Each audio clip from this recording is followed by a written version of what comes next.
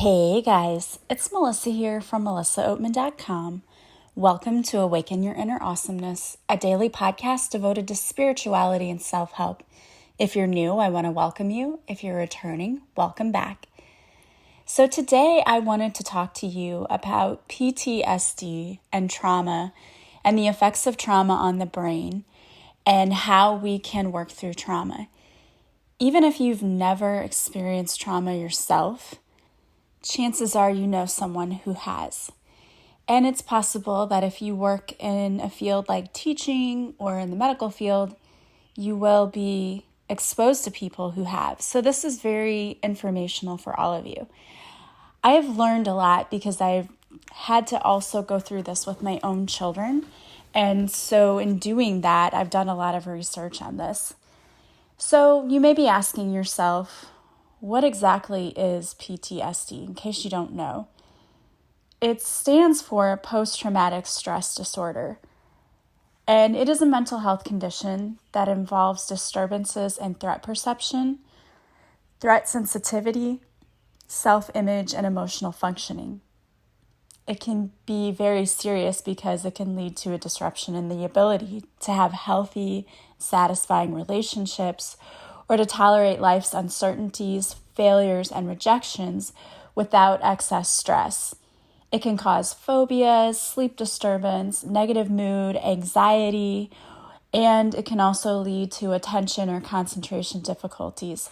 So it can interfere with academic or career success. So if you are raising a child and you're thinking to yourself, wow, they've always struggled in this area, it is possible that they could have PTSD. So researchers in neuroscience suggest that impaired functioning in the brain is responsible for the symptoms that occur from PTSD.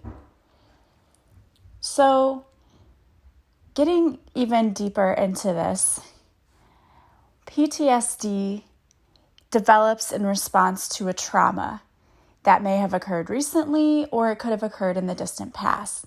Generally, the trauma would involve some sense of threat of life or threat of bodily harm affecting either you or a loved one. So, core symptoms of PTSD include experiencing flashbacks or nightmares or emotional flooding as if you're re-experiencing the trauma, attempts to avoid reminders of the event or associated emotions of the event, hyperarousal, which means that you constantly feel like you're on the edge. Some might see it as like a paranoia. And you may experience distressing thoughts or emotional reactions. These symptoms, they can last for at least 2 weeks, and they interfere with functioning or cause significant distress. It's interesting because 10% of women and 4% of men will develop post-traumatic stress disorder over their lifetimes. People who have been exposed or experienced sexual trauma are at an increased risk, especially if the trauma was at a young age and if it was repeated. So here's how the PTSD affects your brain in 2 key areas. First of all, the amygdala. This is the small almond-shaped structure that's located in the middle of your temporal lobe. It's designed to detect threats in your environment. So you know how we talk about having that fight or flight response? The amygdala is the area in your brain that activates that fight or flight response. The amygdala also activates the sympathetic nervous system to help you deal with the threat and to help you store new emotional or threat-related memories. The second part of the brain that gets activated and is affected by trauma is the prefrontal cortex, or the PFC. It's located in the frontal lobe just behind your forehead, and it's designed to regulate attention and awareness, make decisions about the best response to a situation, initiate conscious voluntary behavior, determine the meaning and emotional significance of events, regulate emotions, inhibit or correct dysfunctional reactions. So when your brain detects a threat, the amygdala initiates a quick automatic defensive flight or fight response involving the release of adrenaline, and that kind of revs up your brain and your body. Should the threat continue, the amygdala continues with the hypothalamus and the pituitary gland to release cortisol. Meanwhile, the other part of your brain, the prefrontal cortex, consciously assesses the threat and either calms down the fight or flight response or revs it up, right? Like, yes, this is a situation where we need to fight or we need to flee. So studies show that people who have PTSD are shown to have a hyperreactive amygdala. So that fight or flight response is over the top. But they have a less activated medial PFC or prefrontal cortex, which means that the fight or flight response is super strong. And the part of the brain that actually assesses the situation and says, yeah, this is needed, or no, it's not, that's not a fight or flight situation, you're going to be fine, is lowered. So people have an impaired ability to regulate to a threat's response. So a lot of times you overreact to situations. And you might think of this as getting overly emotional to situations that other people might look at and go, well, what was the big deal about that? Well, because the amygdala is overactive, that means that you have hypervigilance, hyperarousal, increased wakefulness, and sleep disruption. So if you have a hard time sleeping at night, and some people might consider that to be paranoia, but maybe you go to bed at night and you just can't shut off your brain and you're constantly thinking about what happened or just things throughout your day, or as you're walking throughout your day, you might not feel safe. You may be constantly feeling the need to look over your shoulders like everything is a threat. And that is the hyperarousal, which is one of the main problems of PTSD, with that amygdala over-responding. So people who suffer from that hyperarousal can get emotionally triggered by anything that resembles the original trauma. So a survivor telling her story on TV, a loud noise, someone passing by who looks like their assailant. So that means that they are frequently keyed up and on edge. Because you can imagine if you're walking by and all of those things could trigger you, you're always going to be on edge. So that means that your emotions are going to be super revved up and amped up all of the time, which means you probably are also experiencing the anxiety and depression going along with that. But this also means that people with PTSD have less control over reactive anger and impulsive behaviors when they are emotionally triggered. Reactive anger can cause damage to career success, and it can interfere with relationship functioning, because if you're with somebody and every little thing sets them off, that's going to be super hard to deal with. Another thing that occurs with people who have PTSD is they often report feeling an excess of negative emotion and very little positive emotion. They have a difficult time enjoying day-to-day activities and interactions. And again, this is probably the result of that hyperactive amygdala. And the honest truth is that there are probably more and more people experiencing trauma today, because when you look at social media, sometimes just seeing certain people's posts can be traumatic. There are so many more things that can trigger you today. Because let's say back in the 80s, you experienced trauma. You didn't have social media constantly in your face with people posting things about abuse or things going on. So I feel like today there are so many more triggers than there were years ago. So that can lead to you feeling extremely helpless. You can feel emotionally drained, like your day-to-day life is just not fulfilling at all. Like you may dread having to get up in the morning. Maybe you don't sleep well at night. And that's no way to live. So there are some things that you can do to help with PTSD. This is the amazing thing about the brain. Even though trauma changes the functioning of the brain, studies have shown that 10 to 12 weeks of mindfulness practice can decrease the amygdala volume and increase the connectivity between the amygdala and the PFC, the prefrontal cortex.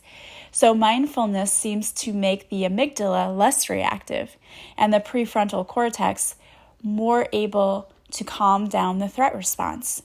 So the good news is we can retrain our brain to balance out the functioning between the amygdala and the prefrontal cortex, which is amazing. I think this is awesome. And it's really cool that mindfulness is what does it, because it is super, super easy to insert mindfulness into your day. So I'm going to tell you some things that you can do to insert mindfulness every day, some activities you can do. Of course, we know that meditation is a great mindfulness activity that helps you to calm down, to balance your emotions. The EFT tapping, which stands for Emotional Freedom Technique, is another way to help balance out those emotions.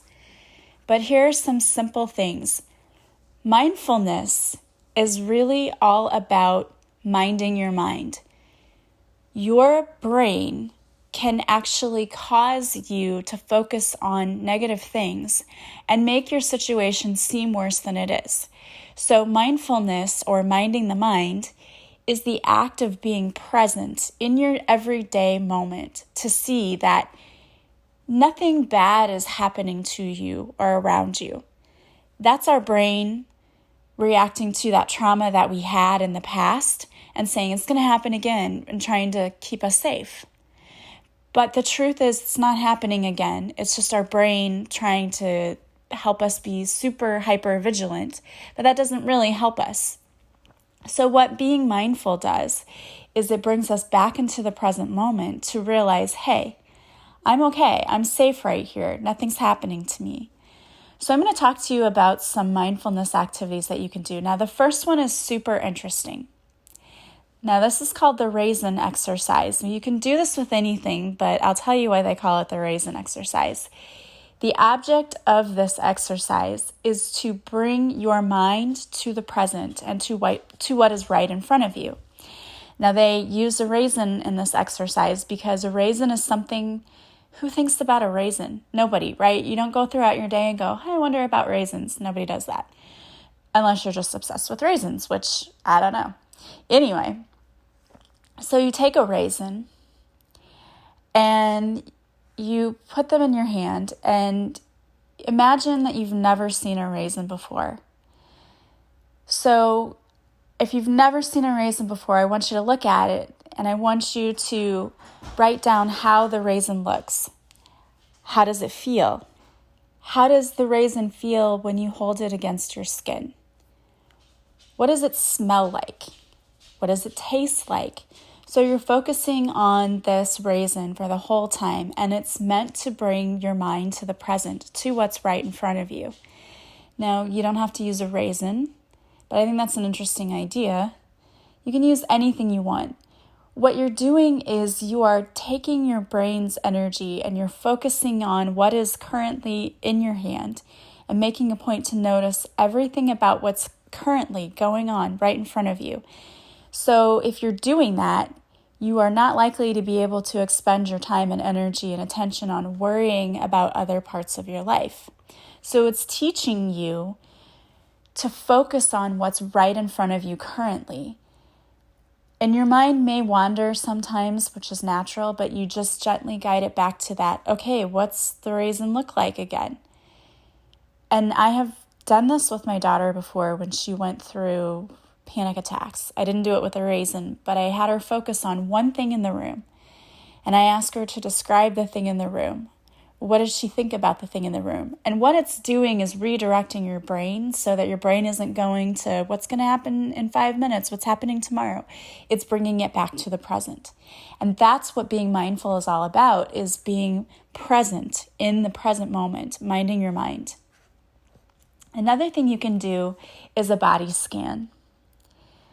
It's really easy to do. You don't need anything. But what you do is you lie on your back with your palms facing up and your feet falling slightly apart. And You're asked to lie very still for a duration, and there are body scan activities on YouTube that you can go and search for, because if you're the one who is trying to do these mindfulness exercises, you'll want someone to facilitate this. So you can just go to YouTube and do the body scan. Just search body scan activity. But then the person who's leading it will bring awareness to your breath, noticing the rhythm of your breath, breathing in and out, holding that breath, noticing the gentleness, then paying attention to the body. How does it feel? How does the texture of your clothing feel against your skin? Again, what you're doing is you are paying attention to the here and the now. What does my body feel like right now? What does my breathing feel like right now? And that helps to bring you back to the present moment as well. Now, one activity that my guest, Amy Lee Westerfeld, talked about, which I thought was amazing, and I think is such a great activity, is to think of a memory that brings you happiness. So this is more for if you're feeling overwhelmed by emotion.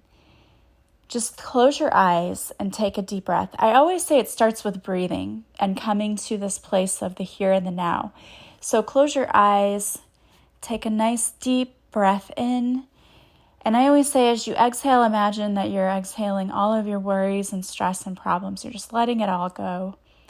And you're coming to this space of just peacefulness, right? There's nothing happening to me right now. I'm safe. I would tell myself, I'm safe. And then go to a memory that makes you happy. Now, she talked about her wedding day, but for us single gals, that's probably not going to be our place of happy. But what memory from your childhood makes you happy? When were you the happiest? For me, my happiest memory was always Christmas Eve. Not because of the presents, but because we would always go to my grandma's house and my whole family would be there. I'd get to play with my cousins and we would have so much food and everyone would be laughing and having a good time and they were playing Christmas music. And then we would get to open maybe a present. But then we'd go to my dad's side and same thing. House full of people, lots of food, laughter. Always so much fun, and it was more about being in the moment with my family and enjoying that. And I realized that for a lot of people, the holidays don't bring happiness. So if that isn't your happy place, don't go there. Maybe Disney World is your happy place. Maybe it literally is Disney World. But wherever you are happiest, because that is a happy place for me. My children, we always took them to Disney World or Disneyland. So go to that place. Where were you your happiest? What was happening around you? I would just put so much detail in it because you're going to feel the feelings of happiness as you go deeper into that place. And again, this is bringing your mind to an awareness of good things, not bad. And you can do this at any time, which is the great thing about it. And it doesn't take much time at all. So just close your eyes, take a deep breath in, exhale all of the negative, the worry, the stress. Now go to a place where you are your happiest. How old were you? Who was around you? What did that feel like? If you were outside, what was the weather like? Could you feel the sun shining on your face? What was around you? Doing that, it enhances those feelings of happiness because it feels like you're going back to that place. But also, it's helping you to focus your attention on other things rather than going to that place of negativity and, oh my gosh, what's going to happen? There are a lot of really good mindfulness activities that you can do. And I will put a link in the description to this podcast for an article that I found for 22 mindfulness activities that you can do that will help you. So I will put those there. But one of the best things you can do is to really come back to a space of being present. So closing your eyes, taking a deep breath, getting grounded here in the present. And you may have to tell yourself, you're safe. It's safe to be you. Because a lot of people who experience post-traumatic stress disorder, don't feel safe. That's the thing. Whatever the thing was that happened to them took away their sense of control and their sense of safety. So a lot of people who suffer from trauma feel the need to have to control everything in their lives because they were not in control when this traumatic event happened to them. Or they feel that they're just not safe anywhere they go. And those are the two things we need to work on too, is your feeling of being in control and your feeling of being safe. First of all, no matter how much any of us feel like we're in control, we're really not in control. Things happen to us that we don't have control over. But you can keep yourself safe and you can do things to protect yourself. You don't need to feel helpless. You really don't need to feel helpless because as an adult, we do have control over things in our lives. We can make sure that we're taking care of ourselves and that we are being safe. But maybe doing tappings that focus on it's safe to be me, I'm safe. Because I feel like a lot of people who suffer from trauma, that's the biggest thing, is they just don't feel safe. And you are completely safe. So doing the things that you need to do to help you focus on what actually is the truth and what is not the truth. Because our brain will tell us a lot of things that are not true, trying to keep us safe. But it's really not keeping us safe, it's keeping us stuck. So one of the other things that I think is interesting is they have a mindful eating for 4 minutes, this exercise. So what you do is you take whatever it is that you're eating. They talk about using the raisin again. I wouldn't like that. I'm not a big raisin fan. But pay attention to what you're holding. How does it feel in your hands? Once you've noticed the texture, the weight, the color, then bring your awareness to the smell of the object. And then after you've done all of that, you move on to eating, but do so slowly and with concentrated attention. Notice the taste of the object and the texture as it's on your tongue. And not only can this exercise help you with mindfulness, but it can also help you discover new experiences with familiar food. They say sometimes that we eat mindlessly sometimes, and I don't think we even taste all of the taste of our food when we do that. I know I'm guilty of that sometimes. So you may discover new tastes within food just by doing the mindfulness eating. I think that's interesting. All right, guys. Well, I do want to say that if you have experienced trauma, my heart goes out to you because I've witnessed through my children how difficult it is to experience that and to work through that.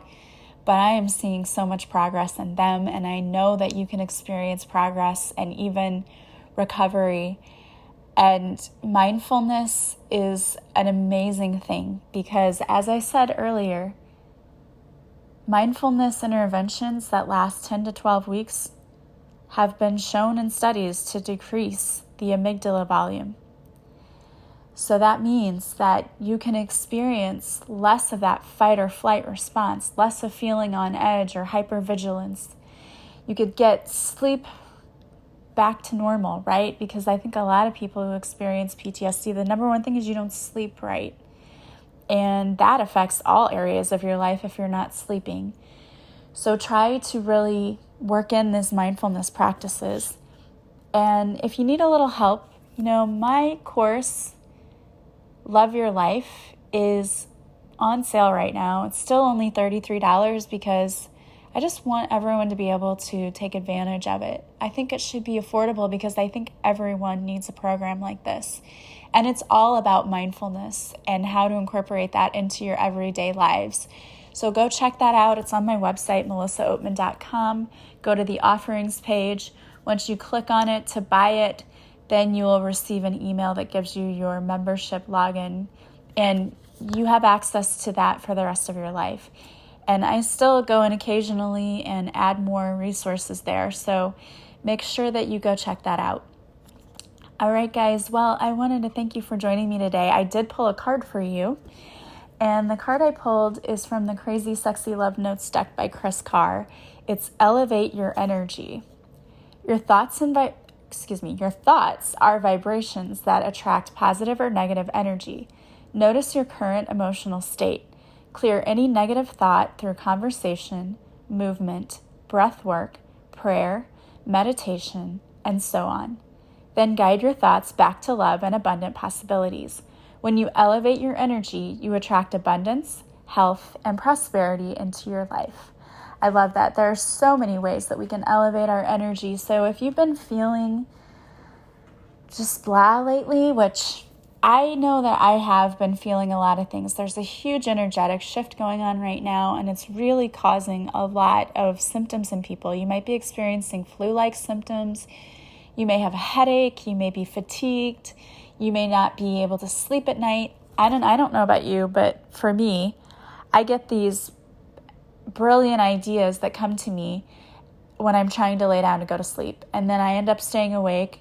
Like most of the time, it'll be 2 or 3 o'clock in the morning before I can finally go to sleep, because my brain is just like, you've got to do this, to the point that sometimes I have to get up and write things down, or do something so I can clear my brain so I can go to sleep. And it makes a lot of sense, because right now there are a lot of portals opening and there's a huge creative shift going on. A lot of people are being called to create new things. So you may be feeling that too. And if you are, it's so important for you to take care of yourself. Do that self-care. Go outside, walk in nature, go just walk barefoot in the grass or hug a tree, ground yourself, hold your crystals, do a meditation, do a tapping. All of those things can help you to get grounded again and to get your energy back to where it needs to be. Another thing you can do is to take a hot bath with salt, Epsom salt, and then some essential oils.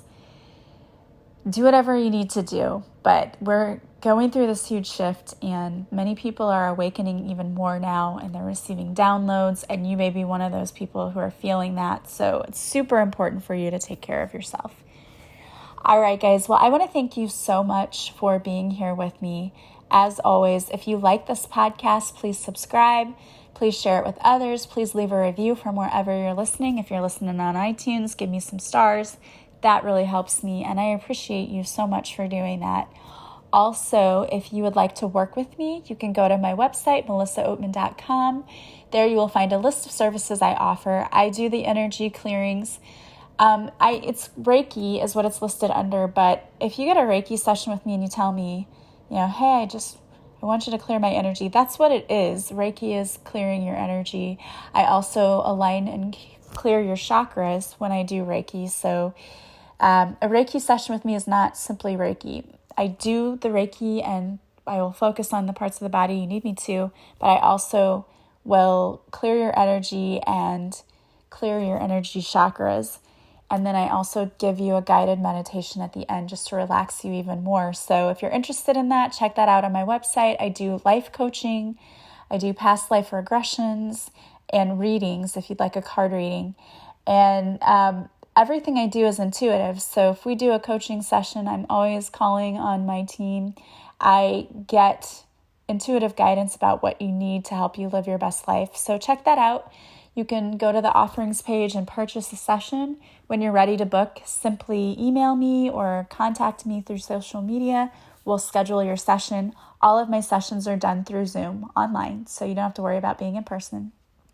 Makes it more convenient for everyone. All right, guys. Don't forget to join me on social media, too. I go live Mondays at 6:30 Central on Facebook, where I do a free card reading. And I also post videos to IGTV. And my YouTube channel has a lot of free meditations, so go there. Thank you so much. I hope that you guys have a beautiful day from wherever you're listening. I am sending you all so much love and light, and I will talk to you soon. Bye, guys.